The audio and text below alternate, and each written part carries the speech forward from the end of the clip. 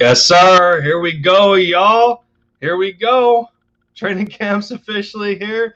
The Eagles players, they've been at NovaCare since yesterday, but our first official practice of the 2021 season going into training camp for the Philadelphia Eagles just concluded today. We should be expecting them to practice again tomorrow at 10 a.m. And yeah, y'all, we still we got a bunch of notes already so far, but what's up, everyone? Lindy End Zone in the building for the touchdown, taking the lead for the Eagles, one video at a time, and dropping buckets for, yes, my Dallas Mavericks. Go Mavs. Go Luka for Slovenia in the Olympics. You already know the deal of how I do this. Most of y'all are probably my regulars, but if you're new to the channel, like the diversity of fandom that I bring to the table, love to have you a part of the End Zone fam, and all you got to do is hit the sub button to achieve that. Still on the strive and on that push to 200 subs. We're taking it 10% at a time for the ultimate goal in that massive milestone of 1,000. But we gotta go 10% at a time, like I said. But man, let's take a look at and say hi to the people here. Jordy in the house. What's going on? One of my main guys from Discord. Know him quite a while. Good to see you in here, buddy. Lucas Hallman in the house of the HPL. I love that. I love that HPL video, man. I love that one. You already know how I feel about it, but we'll save that. We'll save that for another day. Yeah, I think we're all hyped, dude. BPS in the house as well. Good to see you. Lucas started off here saying, I watched the Nick Sirianni live stream today. Sounded very professional and sounded like he has a Super Bowl in mind. Yeah, I mean, in terms of a first-year head coach and whatnot, that has to be the mindset. That has to be the impression that he wants to instill on the fan base of the Eagles in the first place, but not just the fan base, but the players as well. They want a influential figure like that that they want to almost forgot what I wanted to say, but they want to leave it all on the field for this head coach. And we've seen that from time to time with Doug Peterson, but it seems that, so far, and again, it is only training camp, but it seems to me that Sirianni wants to take it to another level. And, he's not afraid to go into detail in terms of speaking to the Philly media after practice and, just overall wanting him talking about what he wants to see from this football team. He's not afraid to go into a little more of specific detail. And, being that, yeah, it may have been with Howie Roseman, that was to be expected as well. With him being a first-year head coach, the GM is obviously going to be out there to want to see how he's running things and how the rest of the coaching staff is working around him. But we're going to get into a lot of those notes. We're going to get into the notes. BPS is saying, come on, Lenny, let's get you in the 200 club. Man, you're already at 260. Just seems the other day, Big Play Slay hit 200 subs. I remember that, man. I think it's been within a couple of weeks or so. And yeah, it's crazy when you don't pay attention to it. How much of those numbers, how much it really changes when you don't pay attention to it. Lucas saying a reporter really asked if Joe Flacco is going to start. Well, yeah, I think that was like a little test kicker of a question, and by test kicker, I mean in terms of talking about the whole premise of Nick Sirianni, like staying on him with this competition atmosphere that Nick has been talking about ever since he came to Philadelphia as a head coach. And I think that question indirectly was just testing Sirianni in a sense, to see how he would answer that, in terms of competition. And he didn't step down from it, and that's the most important part. Sirianni is sticking to his guns. He wants to maintain this competitive atmosphere for every position group, no exceptions asked, and that's what we should see. That's what we hope to see as fans going forward for this football team. BPS saying, I don't want to see myself at 300. Oh, come on, man. Listen, I mean, yeah, the Eagles content creators, we're a massive family. We are a massive family at the end of the day, but, at the same time, our success is predicated on ourselves, and, we got to make sure that we put the work in order to get recognized. So, I mean, if somebody hits a milestone before someone else, so be it. But I do I do appreciate that, man. I do appreciate it. Bird Gang in the house as well. Good to see you, sir. Really kicking it over on your channel with the surplus of live streams that you got going on. If y'all don't know, Bird Gang 31 at this point, I don't know what you're doing, but he does put in a substantial amount of work in terms of a multitude of different opinions from like a broad spectrum of Eagles fans. So hit up his channel if you like that kind of content, with the amount of live streams that he gives you guys, in terms of Eagles knowledge amongst other fans and content creators like us. So shout out to Bird Gang for the work that he does. Joe Castro in the building as well. Good to see you, man. Philly the podcast making an appearance. Good to see you, Castro. Good to see you. Eagles Uncensored, AK. Fists up. What is going on? Everybody hanging out today. Everybody hanging out today. The AJ Show, what is up? Joe Flacco should start. Plain and simple. I'm going to let that one go. I'm going to let that one go. So some things you need to let people simmer in. It is what it is. That's a good one. That's a good one. I like it though. I like it. What else we got in the he says he's just messing. I got you. That was good. I didn't scroll down soon enough to see the rest of the comments, but yeah, you got me there. Yeah, it's definitely Hurts's job, but that's the but that's the other thing about it.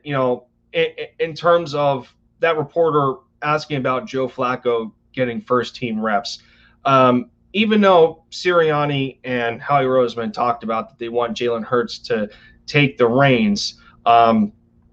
They're matching Hurts's mentality at the same time that, even though they feel that Jalen Hurts has earned this, they don't want to take any of their feet off the gas.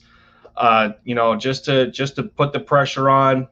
It doesn't matter what position group it is, and Jalen Hurts is built for these kinds of situations.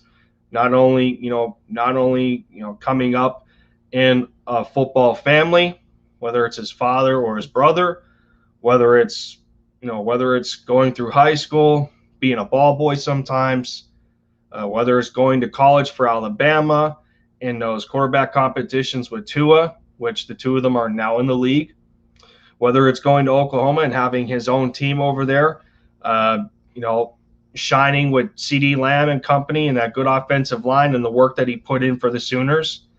And now, even though the situation that he was drafted into in 2020 was not ideal whatsoever, he said it. I mean, he made the best out of any situation that he was put into. He kept his head down.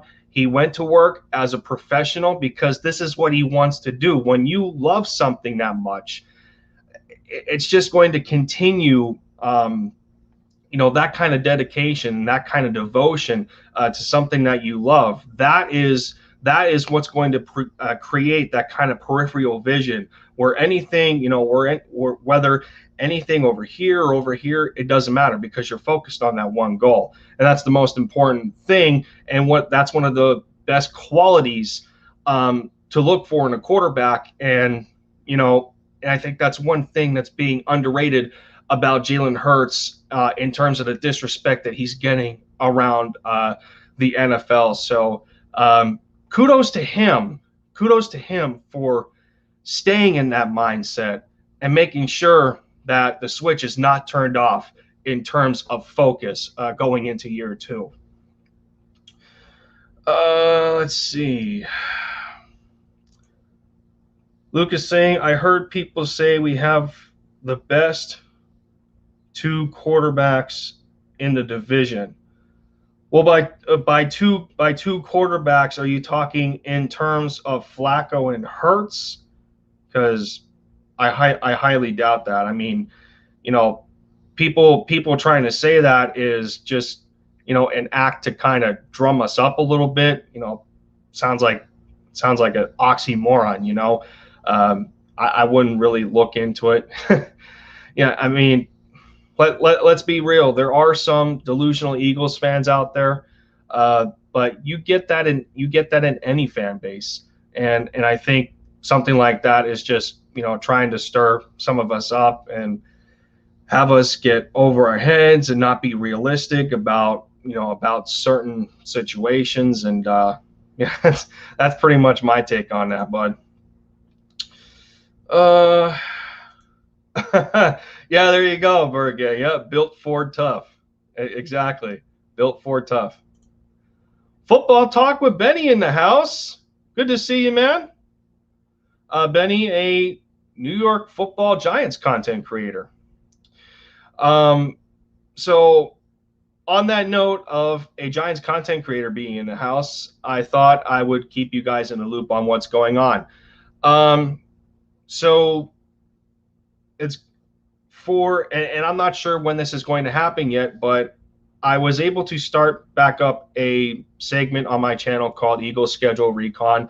I just had Doug from the Big Douglas Show, the host of the Big Douglas Show. You guys can find that on my channel.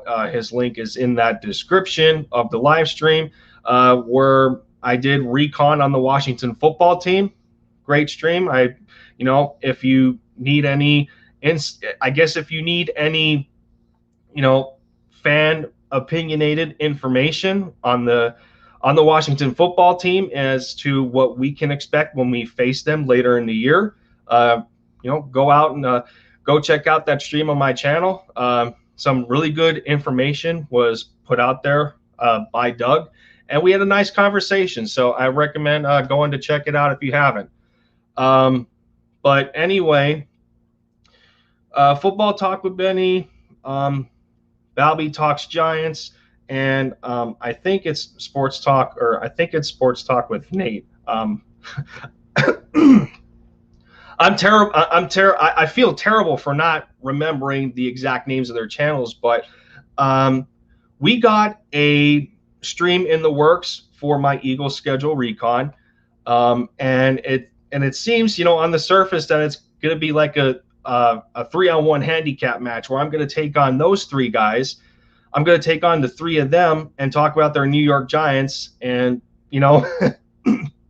and go from there.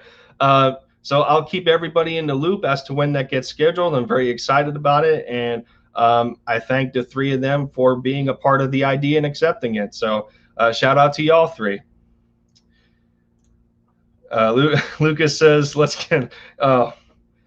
Yeah, man. I mean, I'm 16 away currently. I think I haven't checked my number as of recently. I am 16 away, but we'll see. I'm not necessarily paying attention to it. I'm over here doing what I do for my channel, and whether the number climbs or drops, it is what it is at the end of the day. Let's see. BPS doing, so me, MG, Uncensored, and LGB, we're doing this roundtable. We're having a little debate, Zeke or Sanders, and then out of nowhere he says Mahomes is easily better than Joe Montana. What is that? That's good. That's good. I don't know. I don't know, BPS. Your guess is as good as mine on that one. Yeah, Bird Gang hit 200 yesterday, and he's currently at 223. Yeah, that's what I'm saying, man. Like, that's what I'm saying. Like, if you don't pay attention to if you don't pay attention to your numbers, like you don't know what to expect the next time you go and check it out. So that's where I'm kind of at with my channel. It is what it is. Lucas saying you should collab with Cowboys fans only. Oh, you're referring to Lucas. You're referring to J Tuck. Yeah, J Tuck's a cool dude. I was in a live call-in with him. Dallas Cowboys for life, or he's known as Sid formerly, and a couple of others Cowboy creators a while ago. I was in a live call-in with them, chalking it up randomly, seeing what was going on over there, and so they wanted me to cover the Jalen Hurts jersey with the Mavs jersey. It was kind of funny, but yeah, man. I mean, some people felt at that time that I was a double agent since I'm a Mavs fan and an Eagles fan. It was a good time. It was a good time. But we're already 17 minutes in here. I was hanging out, reading your comments, but let's get into some notes here. What you guys are here for with me coming on the stream. We had a decent amount go on today.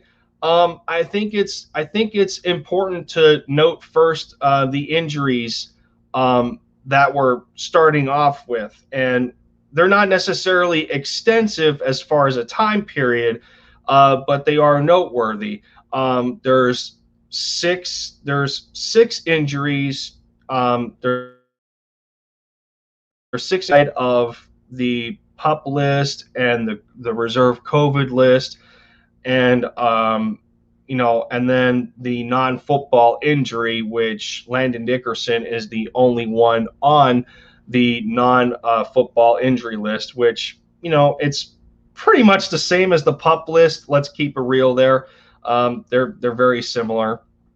Obviously, the PUP list consists of Rodney McLeod with his ACL injury.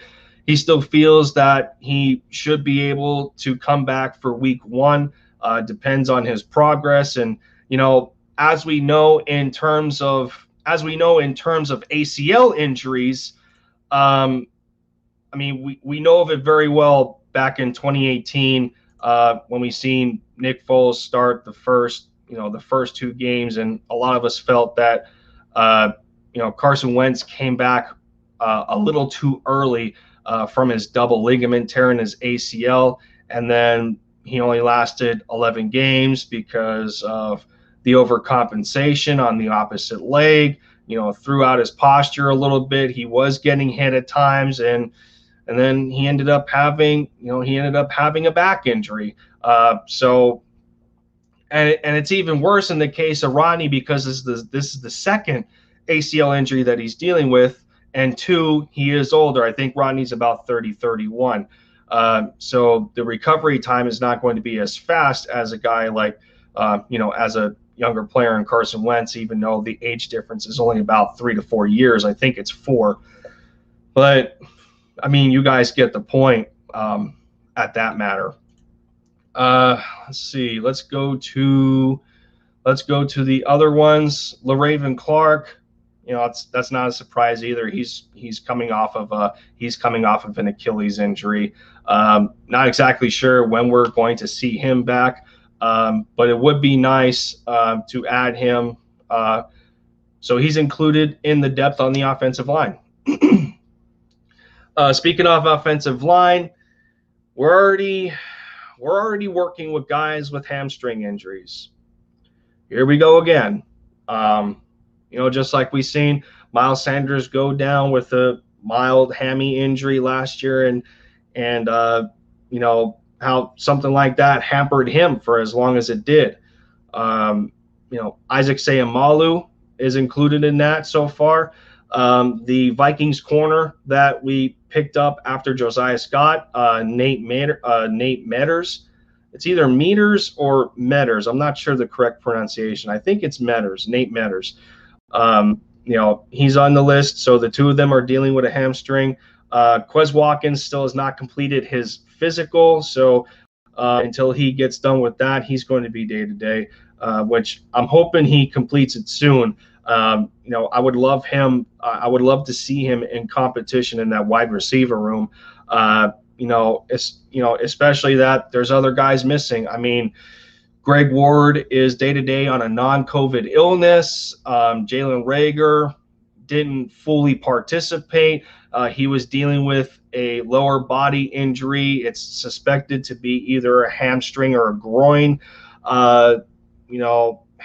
In terms of that, I mean, let's not go overboard and call Jalen Reagor injury prone. But at the same time, this is not ideal.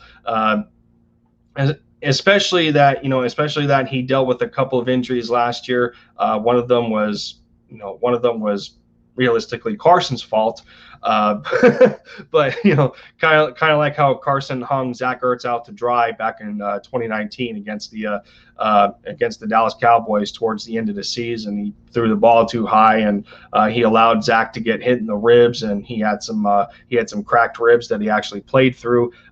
This was a similar scenario in which I think Jalen Reagor went through a finger fracture. I think that's what it was, and then he eventually dealt with something else that I can't think of the top of my head. But it's just unfortunate, I guess, for Reagor. This is year 2 for a first-round pick. The Eagles bring in yet another wide receiver in the first round that was picked even higher than you were in 2020. So, I mean, from a snap perspective, from a depth perspective, not looking too good for Reagor day one. This is, at the start of training camp, these are the moments where you want to make a name for yourself and impress this new coaching staff. And, unfortunately, he wasn't a full participant.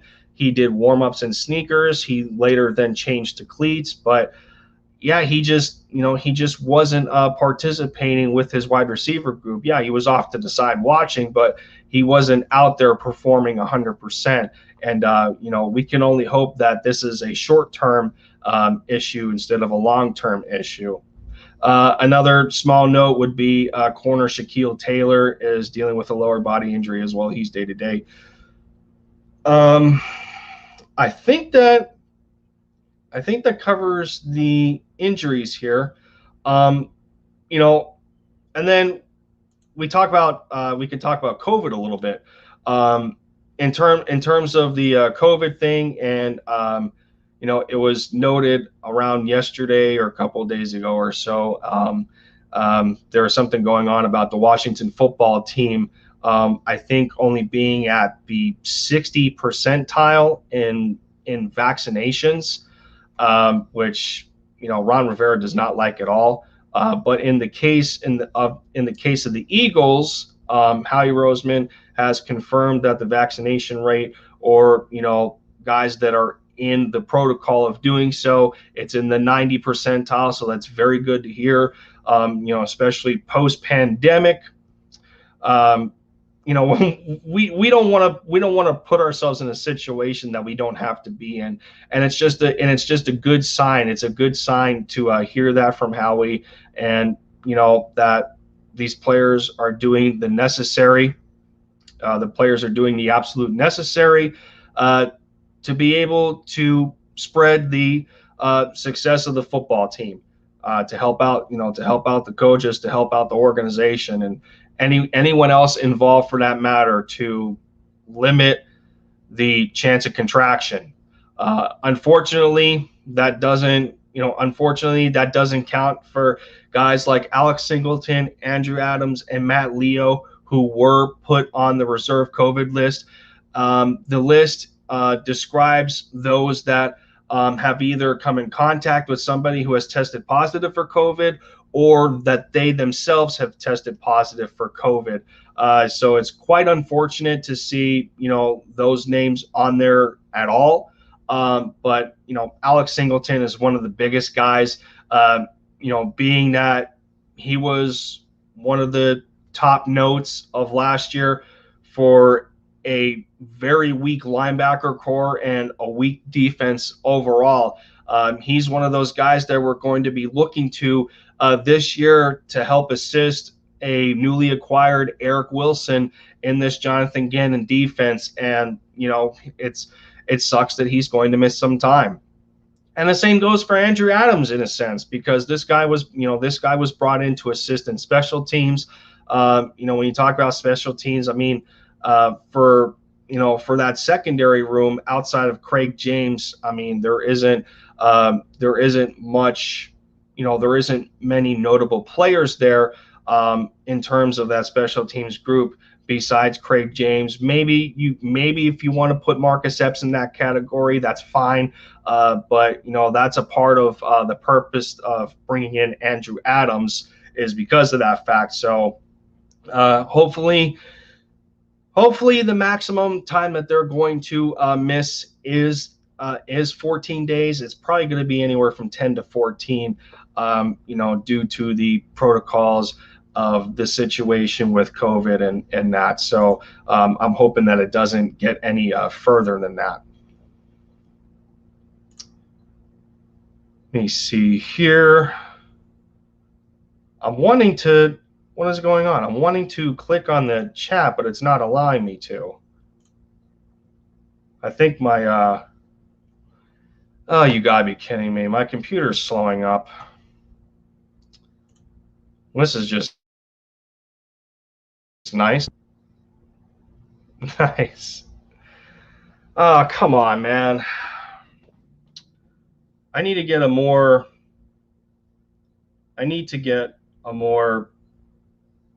reliable setup here. Like this is a little ridiculous. I apologize, everybody. This sucks. Yeah, this sucks. I can't do anything.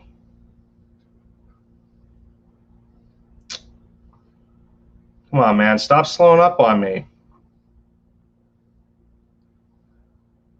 No.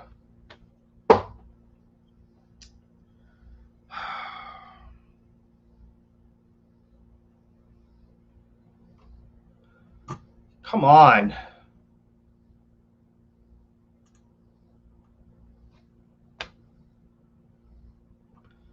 Why did it become unresponsive all of a sudden?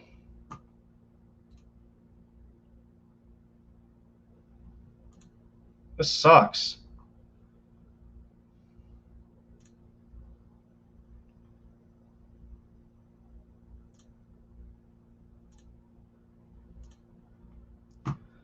Wow. Exactly what I wanted to happen.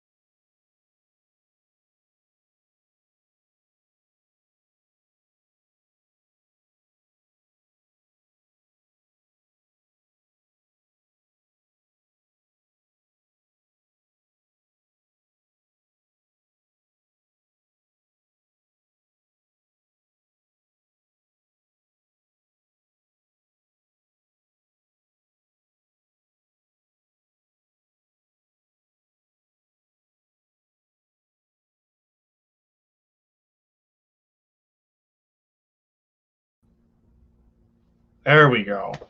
There we go. Sorry about that, ladies and gentlemen. You know, technology is unpredictable sometimes. Yeah. Technology is unpredictable sometimes. LGB, what up, man? Good to see you in here. Yep. Oh, I am.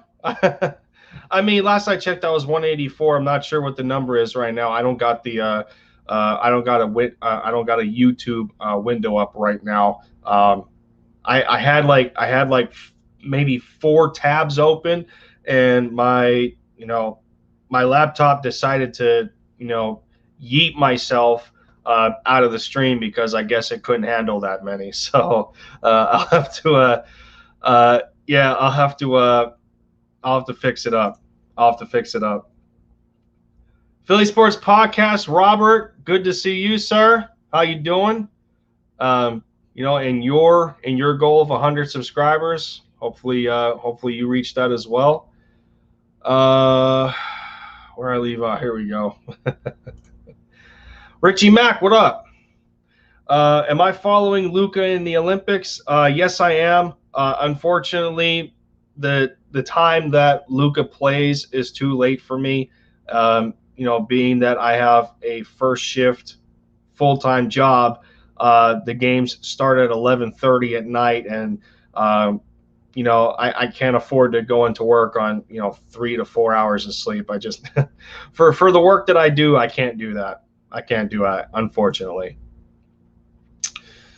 Let's see here. Dang it, he's back. Well, what was the point of me opening the stream then? If y'all wanted to have your own party. No, but I appreciate y'all. Yeah, Birdman, y'all did hold it together. I do thank you guys. That's what I'm saying. Like, the Eagles content creator community is a family, man. We look out for each other. It's crazy what it's crazy what following a sports team can do, in terms of that. So shout out to y'all.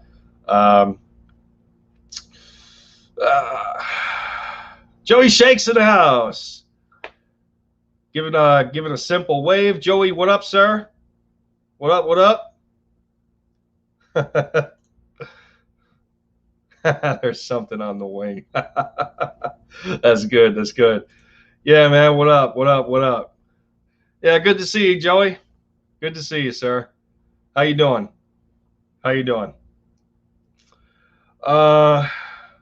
He says, let's hit the PS4 later. Yeah, man. Did you get a new controller? Because I know that was the reason that was part of the reason you stopped playing Destiny, is that you needed a new controller because you had some messed up joysticks on the one that you got. But I guess it depends on the timing, man. If I didn't if I didn't have work tomorrow, I would be able to get on whenever. More notes. Let's get into more notes. That I'm actually back in here, and my laptop seems to be working fine. So let's find some more notes here. We already went over the injuries that we're dealing with, the reserve COVID list, PUP list, and stuff like that. The first team offense today, and now I'm just going over some things that was put up on Philly Voice. Credit to Jimmy Kempski for the information and and assisting me and reading it off and us talking about it. Jalen Hurts, Miles Sanders, Devontae Smith, Travis Fulgham, J.J. Arcega-Whiteside actually got some snaps in the slot. Most likely due to the absences of Greg Ward and Jalen Reagor. So hopefully Arcega-Whiteside showed a little bit of something. and I think he did make a decent play in which he adjusted to a ball that was thrown to him in the end zone. He made a nice adjustment on it. He made the catch, but a referee signaled that he was out of bounds. So, I guess it's a start for him. Most of us don't have him making the team, but I guess it's a good start that he's trying to take advantage of his opportunities in the absence of other players on the depth chart that are higher than him. Dallas Goedert was the number 1 tight end. Good news. And we'll get to Zach Ertz in a minute here. Andre Dillard and Jordan Mailata, one of the talks. Dillard, it seems as though that he got more first-team reps today than Jordan Mailata. It doesn't necessarily say much. I mean, we knew going in that there, in terms of competition, this is what we wanted to see, is those two guys battle it out. You got a first-round pick compared to a 7th rounder in that. So, yeah, I mean, we all knew that there was going to be a competition there, and that's probably how that they're going to start it off first. They want to see what this first-round pick brings to the table. This is a new coaching staff outside of Jeff Stoutland. So, obviously outside of him being a first-round pick, there's still a reason that Andre Dillard is here, outside of the fact of him not getting a lot of opportunities. And the last time we seen him on the field was in 2019 during the regular season.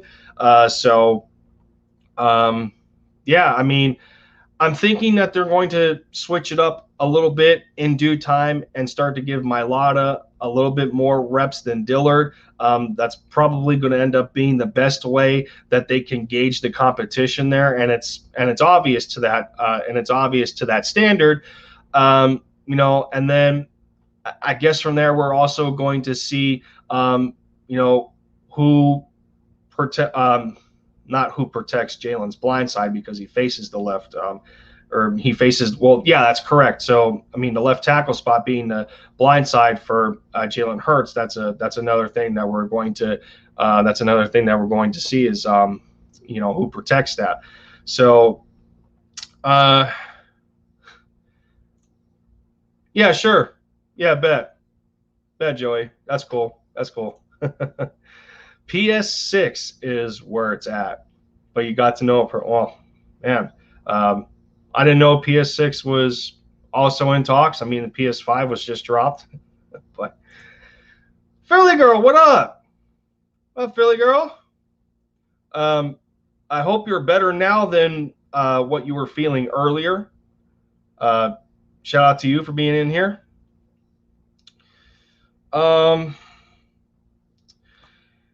Richie Mack goes, what was Devontae Smith doing fielding punts?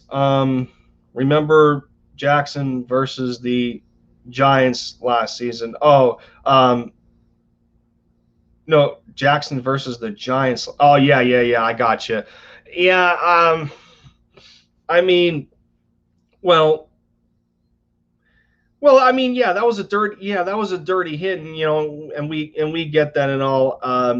But I think it's just a means of, feeling out the special teams, seeing if they necessarily need to put receivers out there, fielding some of the punts. And then we know that Boston Scott was doing a little bit of it. And then I think as soon as Jalen Reagor comes back, he's going to be back there doing the same thing. So I guess it's just a feel out of who they feel that they can rely on in terms of that. But I think we think that we would prefer some of the running backs. Maybe if an Adrian Killins steps up, which Adrian actually made some plays today. He had some positives and he had some negatives. A negative is that he was stripped of the football without pads on. that's not great in terms of ball security. So, but Adrian Killins did have a lot of snaps as a receiver with Nick Mullins. And, between Nick Mullins and Adrian Killins, that seemed to be the connection today. So that may be something to look out for. Philly Girl asks, I just got here. Did you mention anything about J-Jaw yet? Was he absent today? No, J-Jaw was not absent. Arcega-Whiteside, yes, I did mention it. Arcega actually got first-team reps in the slot. And that's mostly due to the fact that Greg Ward and Jalen Reagor were absent of participation. So I was talking about before that, again, JJ Arcega-Whiteside is not he's not one of the favorites here. When the majority of the fan base has already given up on him. And, this is the position where he needs to take advantage. I mean, simply put, just like in terms of the offensive line, we mentioned Isaac Seumalo was not out there because of dealing with a hamstring issue. Well, who took his place? Somebody that we thought that was pretty good last year, Nate Herbig. Nate Herbig was actually taking some first-team reps in the absence of Isaac Seumalo, which is a good sign. This is a guy in Nate Herbig who actually lost weight to improve himself at that position. He lost about 35 pounds, so he should have a little more mobility playing at that guard spot. So that's a pretty nice positive there. But yeah, in terms of Arcega-Whiteside, I guess we can only hope that, even though this is only the first day of training camp, like this is the very first day, tensions are still high at the same time. This is everybody's opportunity to, put 200% into making a good first impression. And, that should be at the top of Arcega-Whiteside's priority list. And, hopefully he did enough towards that in a positive manner. Let's see. BPS goes, let's get you to 200 subs. You know what? I'll share. Yeah. God, thanks, BPS. I appreciate you, man.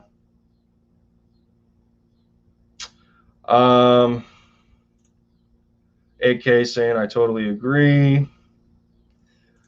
Jordy going, really hope they don't move AK outside even if then it crowds the well, I don't necessarily know if it's going to crowd the wide receiver room even more. I mean, again, Adrian Killins was taking these reps on the third team, so I don't necessarily think that it's going to have that much of an impact whatsoever. They're probably just, if I had to assume, this is probably in terms of like a and I'm not going to put Adrian Killins and Kenny Gainwell in the same sentence, but you have to imagine that that the coaching staff is probably trying to create some simulations for the second and third team based on what the first team is doing, and seeing how these players perform in terms of those similarities. So when you have Nick Mullins and Adrian Killins, it's probably going to resemble that of a Jalen Hurts and a Kenny Gainwell, or a Miles Sanders. Miles Sanders going for passes out in the flat or on a wheel route. So they're just trying to maintain that kind of similarity. But I can't imagine that that is going to end up being a top consideration for Adrian Killins.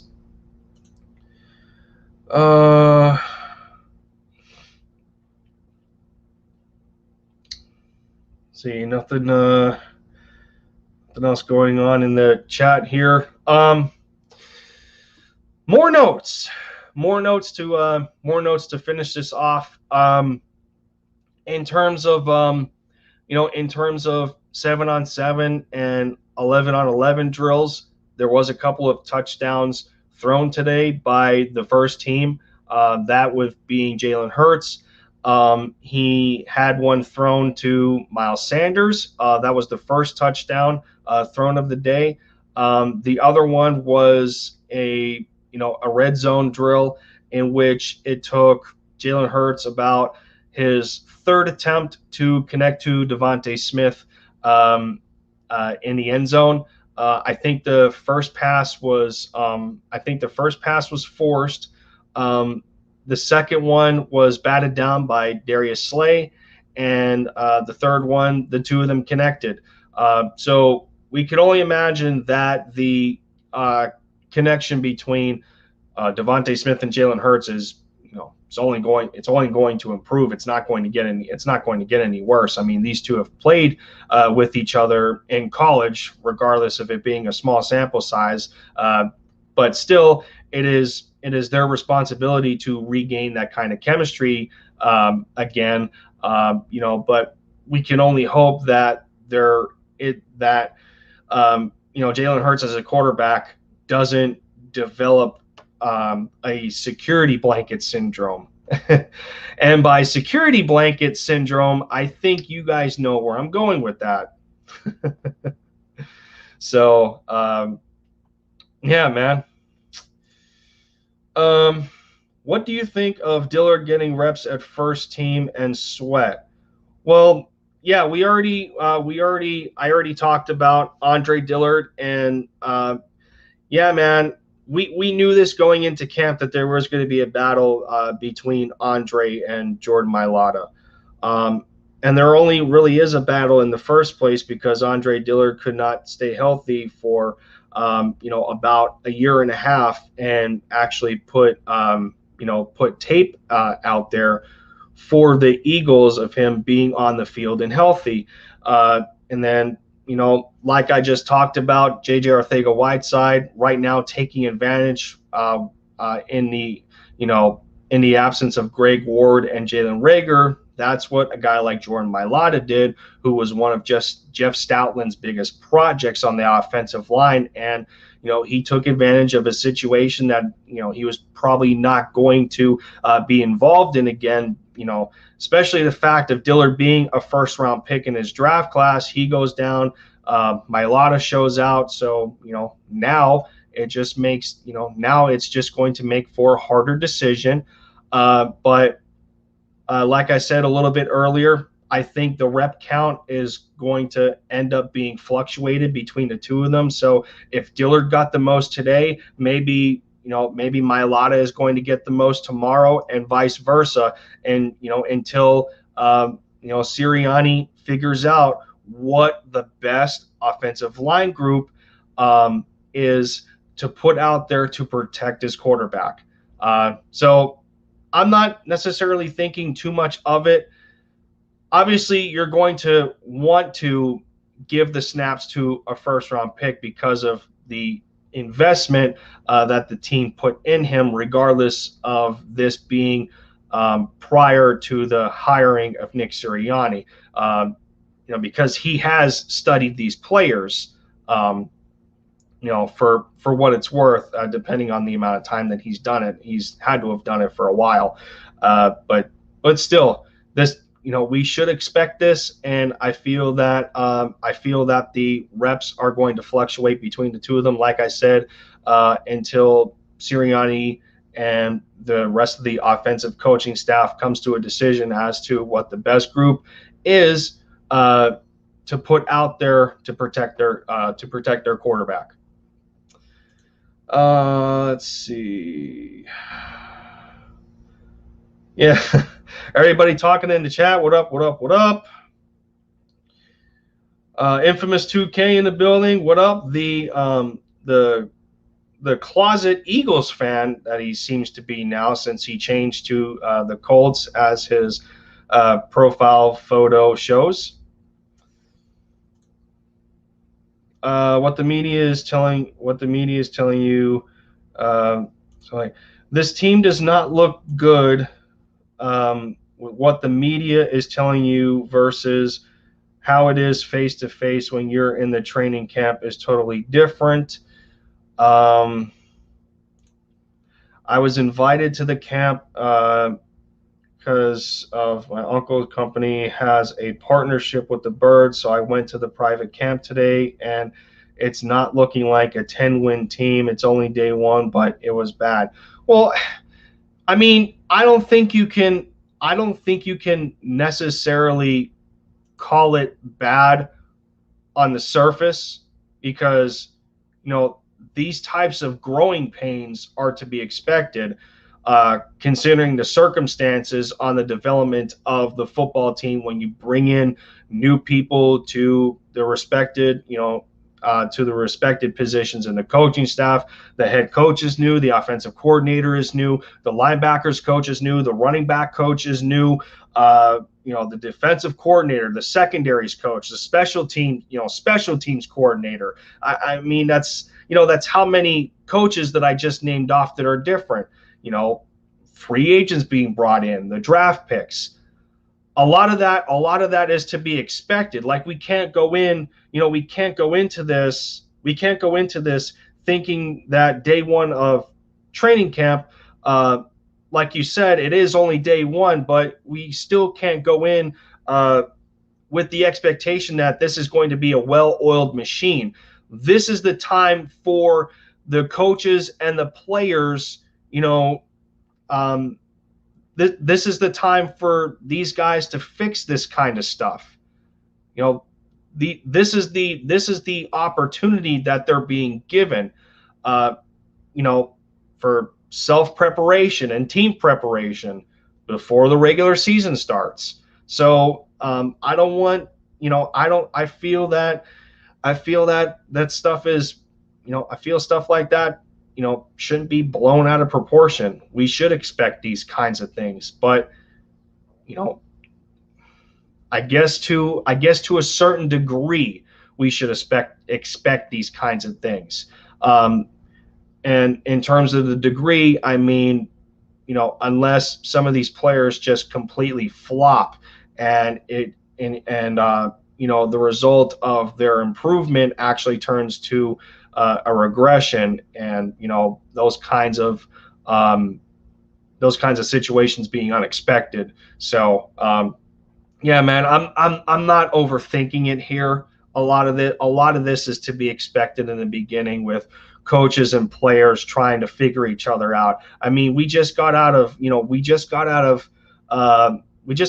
rookie mini camp and OTAs and everything, and the way that Nick Sirianni wanted to do things, and not having 7-on-7s or 11-on-11s in the OTAs and stuff like that. So yeah, man, I'm not going to blow it out of proportion. I guess the Eagles coaching staff is trying to put players at first team to see if they'll thrive, like Dillard and Sweat. They'll also do it with Mailata. Well, of course. I mean, a lot of this is based on the tape that they seen last year. And unfortunately for some of these guys on the coaching staff, for as bad as that season was, sometimes there's going to be cases where you have to use the most recent tape. Like, you can't go 2-3 years back and try to base it off of that. No, sometimes you have to go with what you have, as far as recent time goes. So yeah, man, that stuff's to be expected as well. Richie Mack goes, if Reagor is okay injury-wise, would you think the Eagles would trade one of their receivers to the Saints for a rotational D lineman? Michael Thomas needs surgery. No,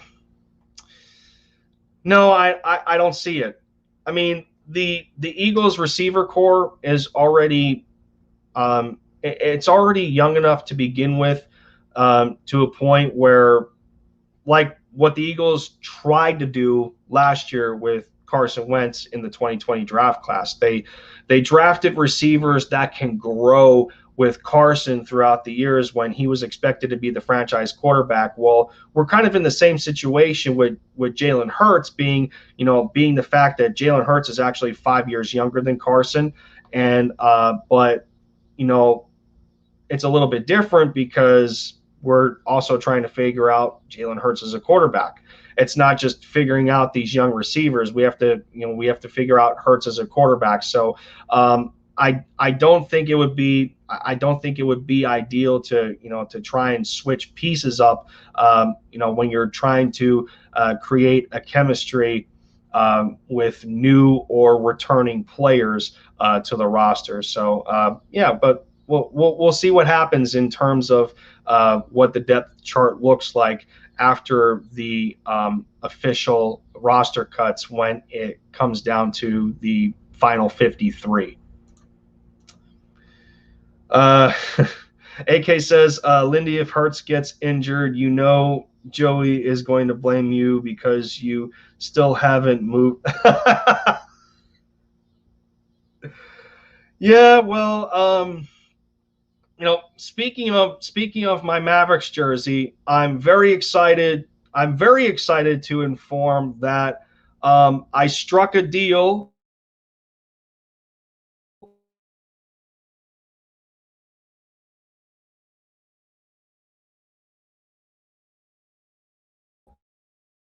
a Luka Doncic jersey coming in. And I froze again. Come on, man. What is my computer doing? What is the laptop doing? So, wow. It's either this has to be StreamYard. Yeah, what is this? There's no way it's my laptop because I can click on everything else just fine. That's it. That's irritating, dude. StreamYard has not performed for me very well lately. It just hasn't. I mean, you guys can see it in my videos. It always tries to say it always tries to say that I have an unstable connection when I'm actually direct connected with a LAN cable on my laptop. It doesn't make sense. Where did I leave off at now? Where did I leave off? Birdman saying, keep that same energy. Infamous going, dropping wide open passes. That's not reasonable, whether it's day one or day 1,000. I mean, Hurts almost got picked off by the scout team. Well, as far as scout team, you mean the fact that Josiah Scott ripped the ball out of Kenny Gainwell's hands in a red zone drill to force an interception. As far as scout team goes, I don't think Hurts almost got picked off by a scout team player outside of Josiah Scott forcing an interception. The only other player I think almost intercepted Jalen Hurts was Kayvon Wallace. But I mean, you should have seen Smith off the line when he was pressed. It was not good at all. See, this is the first day.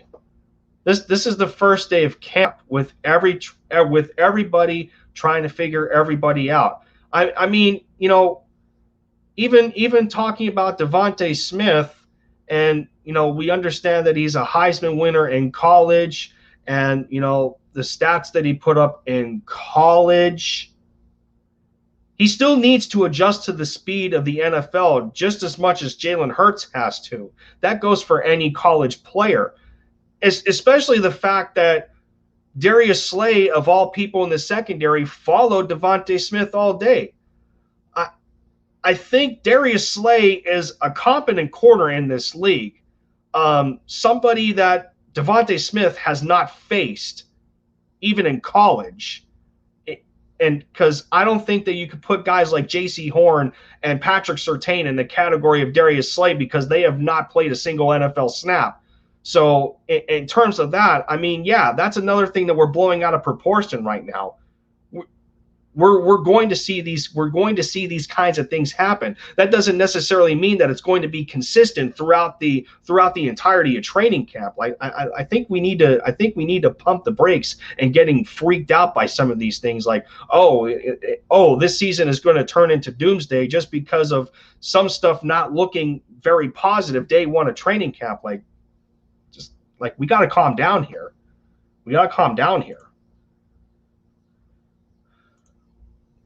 First day of camp, first day of school, first day of college, work date. That's what I'm saying. That's what I'm saying.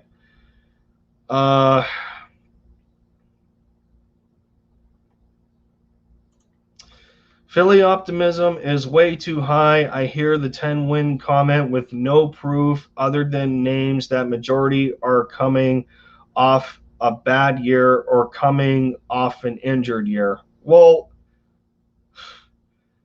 but in terms of that, the point of that bad year is our realistic expectation for the Eagles here is the fact that they can't be any worse than they were in 2020.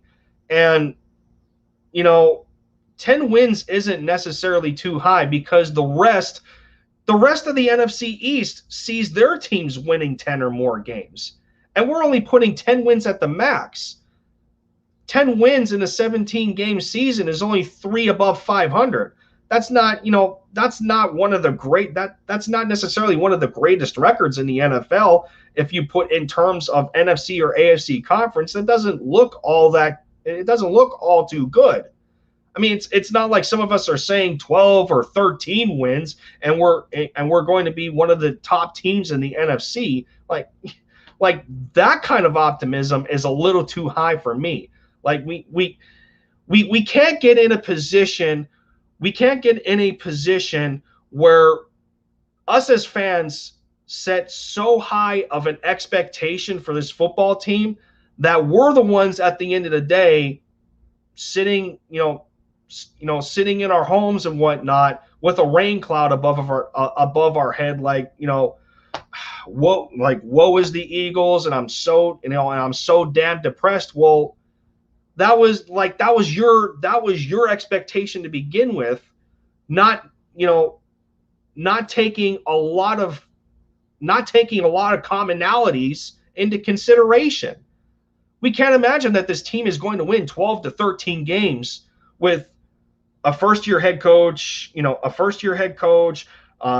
coordinators across the map, a second-year quarterback that wasn't put in a great situation to begin with last year, and a team coming off of injuries post-pandemic. That's just not realistic. I mean, I don't know about y'all, but that's what I'm about. I try to be as honest, as realistic as possible, so we set an appropriate standard for how we should see our team going into this year. That's just me. And I've said for months that my over and under for the Eagles is 8 games. Best case scenario is 10-7. Worst case scenario is either 7-10 or 6-11. And while those two latter records do not seem positive on paper and on the surface, I think the positivity that's going to come out of those two records is if the team plays competitive in close games. Even if these losses are close games and they're one play or they're one mistake away or they're one play away, you would rather that than them making mistakes all game and getting blown out. This is where you need to add context to some things.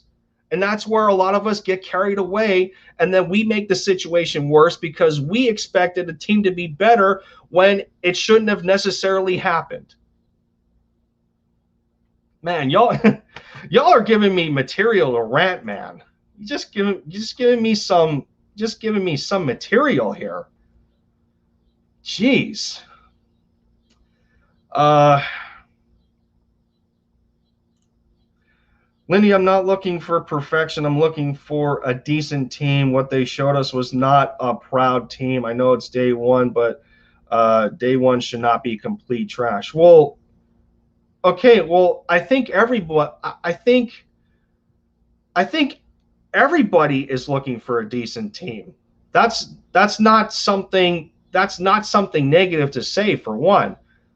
And two, when we're talking about the first day, uh, we do have to consider who wasn't there. Whether it's injuries or COVID related or the pup list, and then Landon Dickerson's not quite there yet. The team's not complete. The team's not necessarily complete. So that's what I'm saying. Like this first day, we need to take with a grain of salt. Like this is the very beginning of a brand new breath of fresh air for the Eagles, especially for what they've come off of with 2020.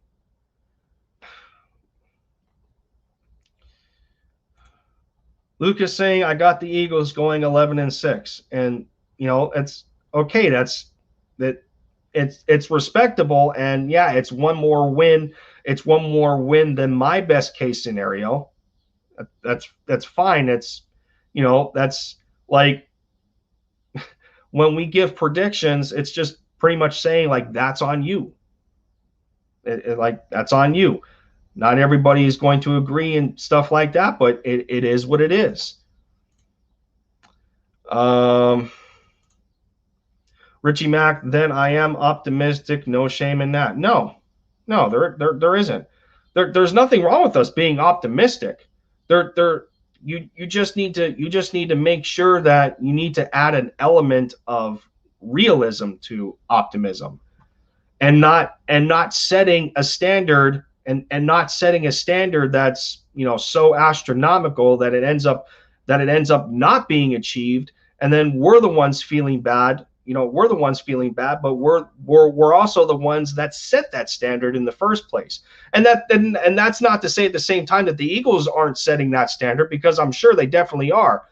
But guys like Nick Sirianni understand that this is that this is the very beginning.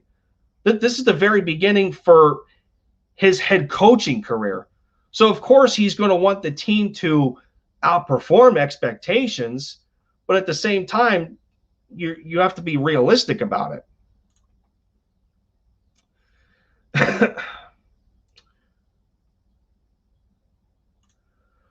Lucas saying 8-9 gets you this weak division, and it very well may get you the division. I mean, we've been called the NFC least for how many years now consistently, and it's because like the Dallas Cowboys, the mantra behind them recently, it's like what can go wrong will go wrong. And for the Washington football team, either one side of the ball is bad and the other is good, or it's vice versa. They haven't had consistency. And you see what they went through last year with having 3 different quarterbacks under center. The New York Football Giants, as many of us Eagles fans think, they still have a Daniel Jones problem, and part of their team still can't stay healthy. I mean, they lost Saquon Barkley last year to an ACL injury and stuff like that.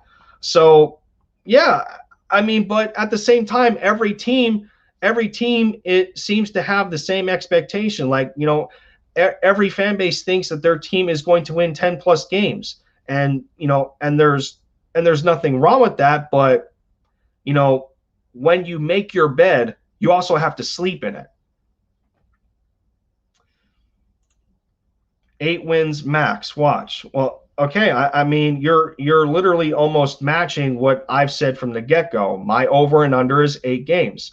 It doesn't necessarily mean for me that I think that they're, that I don't think that they're going to go in between the over under. They very well win only 8 games and go 8-9. I've been at either 7-10 or 10 or 10-7. they may go 8-9. They may go 9-8. That's my threshold.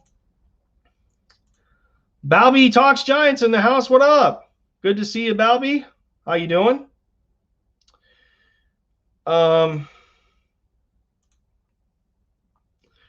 Lindy, we can't all think positive. We will do it for them when it happens. We will be like, yeah, yeah, yeah. I got you, AK. I got you. Balby says he broke down the schedule and he says 6 to 8 wins for Philly. Okay, I mean that's fine. I mean, is it safe to say is it safe to say, Balby, in terms of your Giants, that there's going to be some bias there? Sure, every fan base has bias, but at the same time, I mean, it's it. I guess it's maybe to be expected because of what we're dealing with right now with this football team. Like, I've pointed out all the factors constantly, new personnel in the coaching staff, new personnel and players, potentially a new defense to figure out for some of these guys. So yeah, I mean, still I mean, if the Eagles go 6-11, realistically, is that a failed season? No, I don't think so. The 2016 Eagles went 7-9 with the number 2 pick in the draft in the quarterback of Carson that they traded up to get. That team went 7-9, but the personnel around Carson wasn't very good, and neither was the defense at times. And that was a first-year head coach in Doug Peterson, and Frank Reich wasn't there very long. So it's the same scenario here. Like that's what I'm saying. We all witnessed 2016. So how can we say that, how can we definitively say that this team is going to do any better than the team in 2016 did? We're going to have both teams are going to have similar growing pains. It's how the team digs themselves out of those pains. So yeah, it's still fine with me. It's still fine. I don't know, I don't know how else to put it. What up, Coach? Dante in the building. How you doing? So what's the excuse for dropped passes against no coverage? Oh. Again, we're blowing it out of proportion. Just blowing it out of proportion. It's not that we're making excuses. We're overreacting to a single, we're overreacting to a single dropped pass by Devontae Smith or whoever else may have dropped the pass in day one. It happens. It happens. These players aren't robots. The players aren't robots. They're human just like you and me. It's going to happen. But again, this is what they got drafted. This is what they got drafted to do. This is their craft. And yeah, that's all fine and dandy. And especially for up and coming football players that are in high school, that are wanting to take that next level to college. Even they understand that they're not going to be perfect either. It's all part of the process.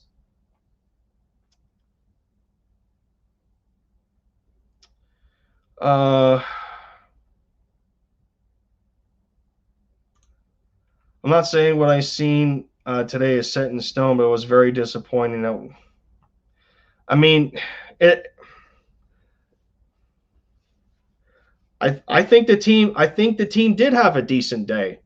I mean, it's not going to be every time that you're going to have a day of practice that it's going to be all ups and no downs, or all downs and no ups.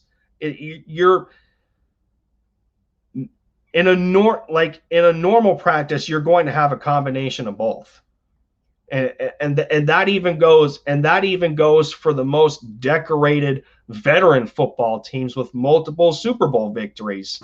They're not perfect either. So I'm saying we can't blow this out of proportion. It's going to happen.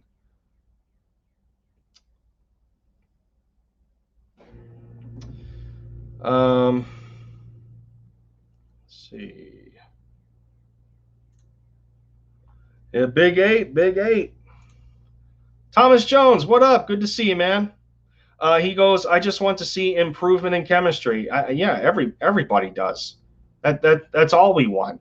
And it's not even, and it's not even, um, it's not even it's not even just in terms of the players. It's also the coaches too. This is a big, this is a big collaboration of a lot of new faces for this football team. It's big. That's going to be one of the top key factors as to how well the team performs. Balby goes total bias, but you guys have a young, unproven team, so I'm not sure it could be a winning season or a flat one. Huge question mark for Philly. This team, that's. I mean, thank you. This, this is 2021 is 2021 is other. In other words, this season is in the beginning development. Like like for my job, when something has to be built and you need to figure out how to put it together, you make a blueprint first. That's what this Eagles season going into 2021 is. This is the blueprint for how the product is going to be built and how well it stabilizes years down the road. There's going to be pieces that you may have to replace. You may add things, you may cut things out. But this year is a new blueprint.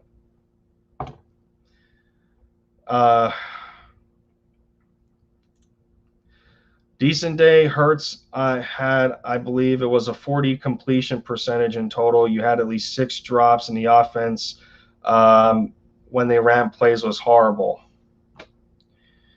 Again, we're blowing this out of proportion. Again, it's happening again. Jalen Hurts only played 4 games last year. How much chemistry do you think he developed amongst players and first-team reps? Outside of him being developed into a gadget quarterback, when we've already supposedly had our franchise player under center playing quarterback, and we tried to turn him into a Taysom Hill and doing gadget-type plays. I don't know how many times I'm going to say it. This is going to happen. Day one is a stepping stone. Day one's a stepping stone.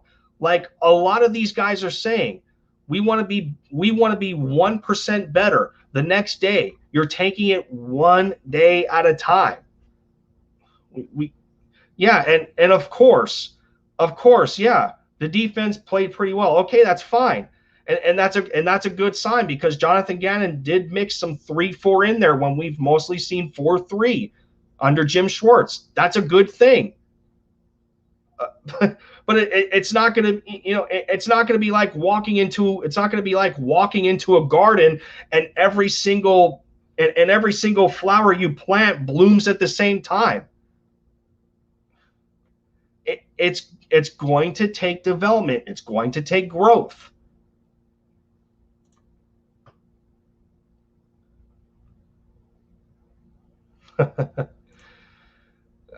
I effing love your coming. You got a wide community of Mavs and Eagles fans. Yeah, appreciate it, BPS.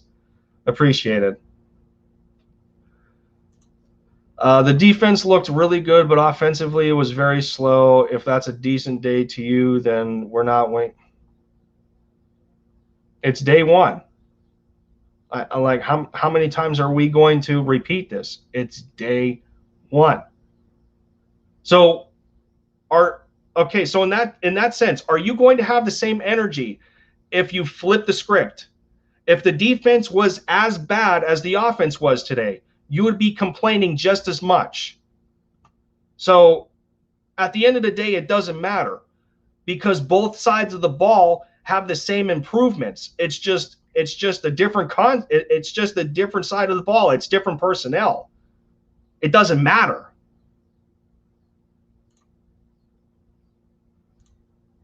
Richie Mack goes, what was Wentz's excuse for being the face of a franchise, then last year being rated number one, the worst quarterback? was great under his rookie contract when he. I mean, I don't.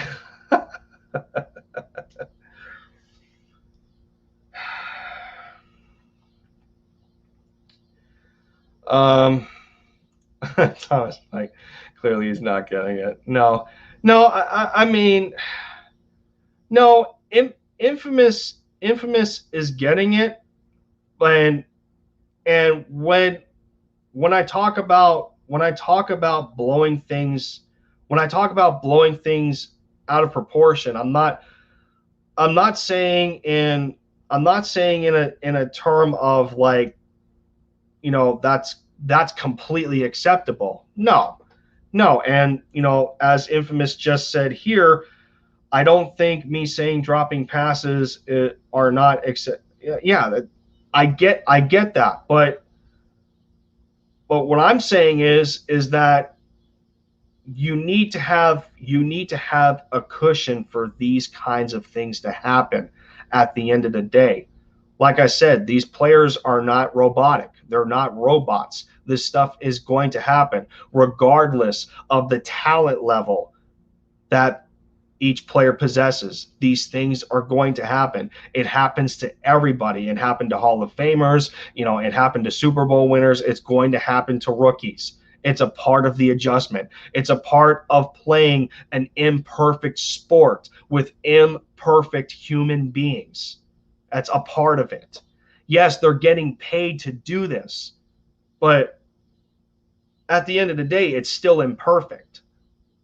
So in terms of me saying blowing it out of proportion, that is what I mean by that.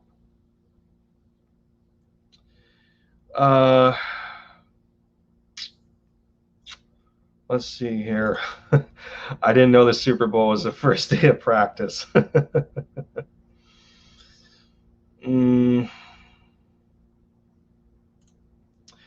I understand what he's saying, but these people have been playing football for more than a decade and can't catch a ball.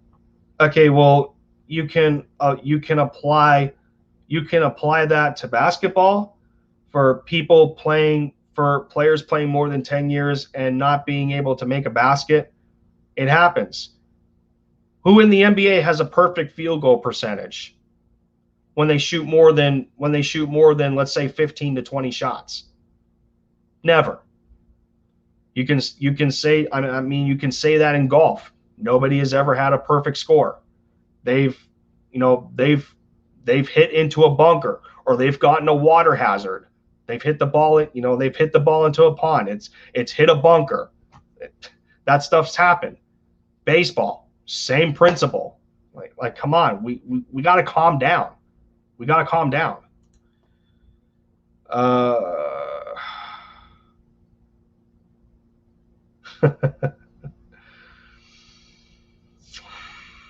Yeah, man. I don't know. I mean, that's what I'm saying. Yeah, of course, six drops is not ideal, but that's not to say that this is going to be that this isn't going to be a developing pattern. I can't imagine that 6 drops in a single day is going to be consistent. Like, are you saying that this is going to happen in day 2 or in day 3 or towards the end of training camp? No. The team is on a premise of improving every single day. That this isn't going to happen consistently. You would think, but again, there's a responsibility on a lot of people going into that. Individually, they were fine. Team total of drops, not cool. I'm not saying we're not going to get better. We are, but today's camp was not good. I mean, okay, but you just got done saying the defense had a good day. Just because the offense had a okay day doesn't mean the entire day itself wasn't good. The defense looked pretty good. The defense looked pretty good. They're trying to figure out special teams.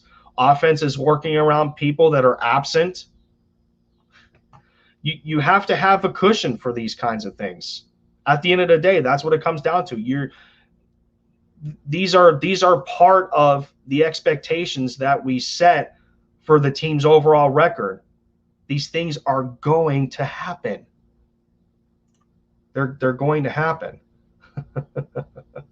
But it's all good though. I mean, this at the end of the day, nobody's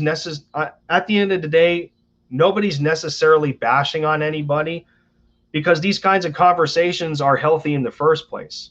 We're trying to absorb collectively each other's understanding on things, and trying to set a better standard in that way. So, I mean, yeah, that's. I mean, again, I'm not going to overreact to some of. Again, I mean, I'm not going to react on some of the negatives that happened. I'm not going to overreact to it. I'm expecting these kinds of things to happen, and most, if not all, Eagles fans should expect these kinds of things to happen. And for people to say that they don't expect mistakes, they're being foolish. Like I said, look at 2016, similar scenario. First year quarterback, even though there's a difference in draft pick, it's still the same scenario. First year quarterback. This is technically, with Jalen Hurts as a starter, this is technically his first year. He was only a starter by default because of Carson Wentz putting him there for 4 games last year. Not an ideal situation for him. So this is technically his first year. It's fine. First year head coach. I mean, we can't continue to repeat ourselves here. I'm not saying you're wrong, but I'm not saying you're wrong either, Infamous. We're just on different wavelengths here, and I'm trying to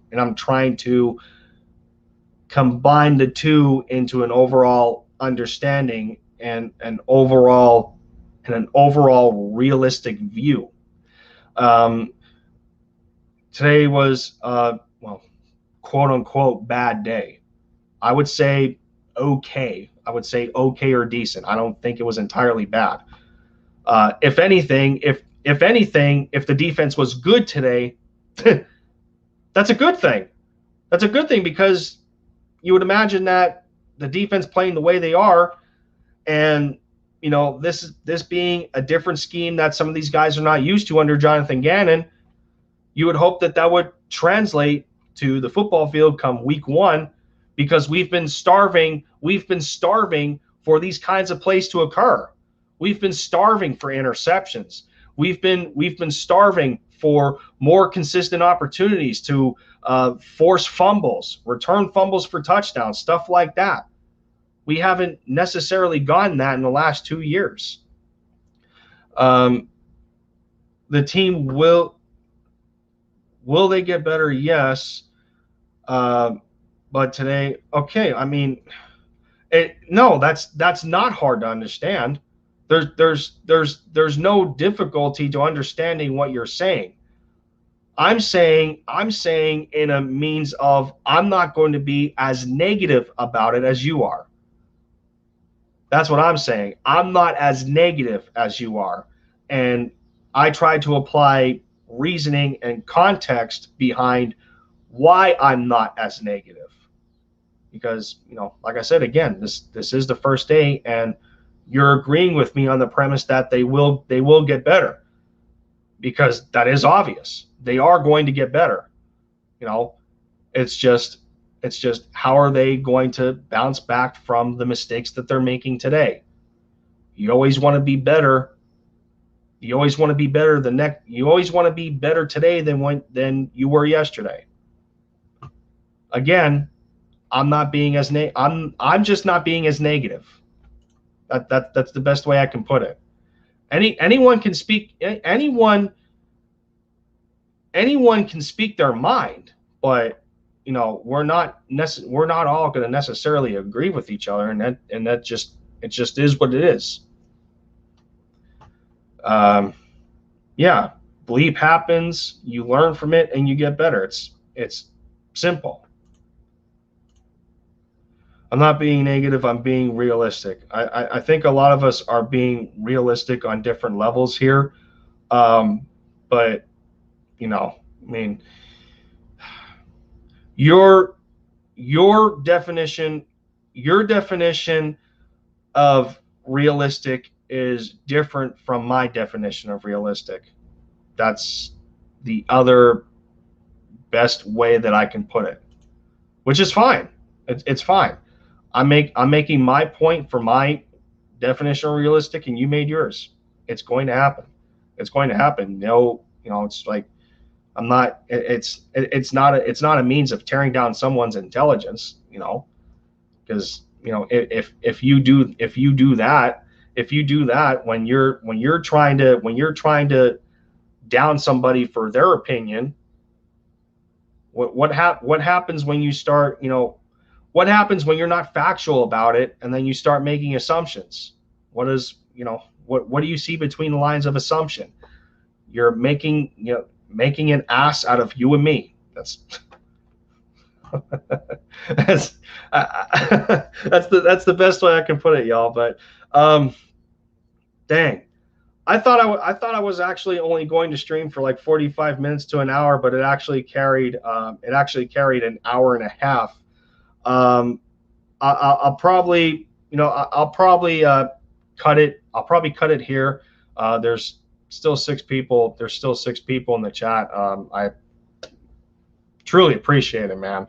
The numbers seem to be growing for me every time I do a stream. I mean, I used to be at the spot where it was 0 to 1 every now and then, and now it's cycling between 6 to 10. It's amazing. It is. Can't thank you guys enough for that. Looks like one more. Looks like one more question I will get to here before I close this out. Richie Mack goes, what is your thought on Goddard being signed by the regular season? I mean, if he gets signed before the season starts, I think, obviously I think that solidifies that Goddard is going to be the I think it's I lost my train of thought because I read another comment here. Thanks, Richie. Obviously, that's not the reason, but thanks.